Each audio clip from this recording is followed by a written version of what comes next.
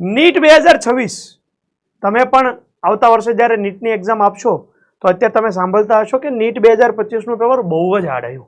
વાત સાચી પણ છે કે નીટ 2025નું પેપર અત્યાર સુધી નીટના કલ્ચરની અંદર એટલું બધું હાર્ડ પેપર નથી આવ્યું.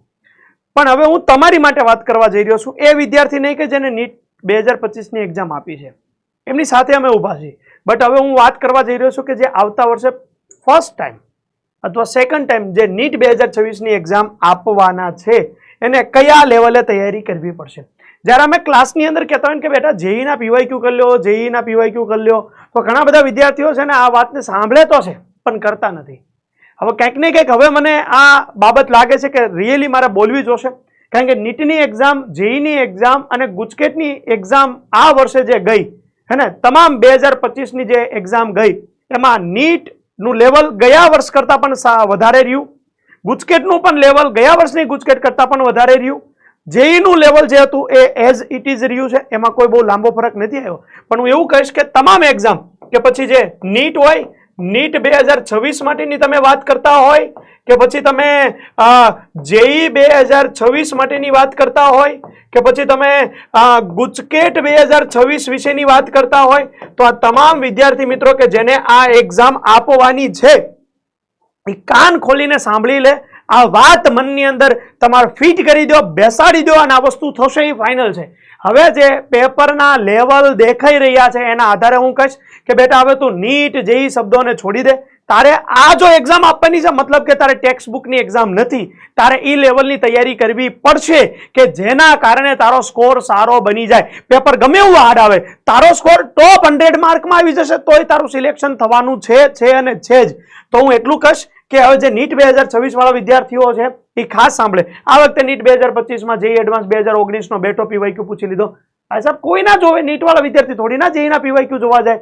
નતા જતા પણ છતાં અમે કહેતા હતા કે બેટા જોઈ લે, જો હાર્ડ નીકળશે તો આવું હાર્ડ આવશે. એનસીઆરટીની ઘણી બધી લાઈન, બોટની કે ઝૂલોજીની વાત કરો કે એવી બાબત કે જે અત્યાર સુધી આવતી ન હોય અને આવી ગઈ.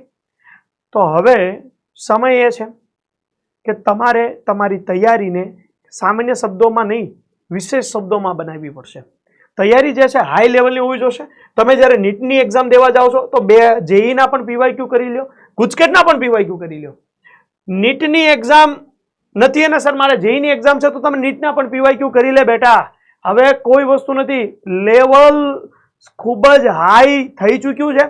બની શકે કે આવનારા વર્ષની અંદર એટલું બધું લેવલ ના પૂછે, લેવલ ઓછું પૂછે, મોડરેટ પૂછે, પણ આપણે તૈયાર રહેવું જોઈએ. નીટ 2025ની એક્ઝામના દિવસ પહેલા પેપર જ્યારે હાથમાં આવ્યું, પેપર દઈને વિદ્યાર્થીઓ બહાર આવ્યા ત્યાં સુધી કોઈને ખબર નહોતી કે શું આ વર્ષે પેપર હાર્ડ નીકળવાનું છે, તો બધા હાર્ડ લેવલની તૈયારી કરે. હવે કશું જ નથી કહેવાયું. હું આમાં એટલું જ કહીશ કે તારી તૈયારીનું લેવલ ખૂબ જ હાઈ હોવું જોશે. કોઈ નાની મોટી બાબતો ગોખી લઈશ તો આ થવાનું નથી.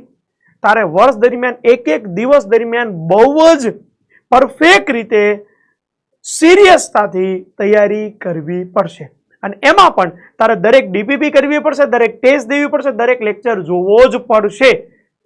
જો આટલું કરી લઈશ તો તું એવા વિદ્યાર્થીઓમાં શું કે જે સિલેક્ટેડ વિદ્યાર્થીઓ છે, કટ ઓફ ભલે નીચું આવે પણ સિલેક્ટ થનારા વિદ્યાર્થીઓ તો હશે ને, હે ને?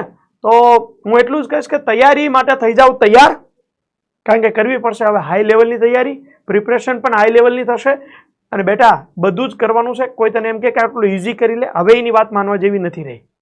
પેપર હવે હાર્ડ નીકળવા માંડ્યા છે. બની શકે આવનારું વર્ષનું પેપર હાર્ડ ના આવે, કોઈ વાંધો નહીં, પણ આપણે તૈયાર રહીશું. તૈયાર? તો તમારે મને જે આ એક્ઝામ દેવા જનારા વિદ્યાર્થીઓ છે એ કોમેન્ટની અંદર પ્રોમિસ કહેશે અને કહેશે કે સર યસ, અમે અમારા સેકન્ડ વર્ઝન, એવું વર્ઝન બનાવશું અમારું ખુદનું કે જે ખૂબ તૈયારી કરશે. તો અમે તૈયાર છીએ sir, ready for war. Done? તો ગુડ લક.